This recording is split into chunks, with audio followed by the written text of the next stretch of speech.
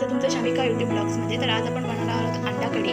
चला तर पाहूया की काय काय साहित्य लागणार आहे. उकडलेली अंडी, सुकं खोबरं भाजून परत ग्राइंड करून घेतलेलं आहे मिक्सरमध्ये. आलं लसणाची पेस्ट, मीठ, मसाला, कोकणी मसाला, आमचा घरगुती मसाला आहे, आम्ही स्वतः बनवतो.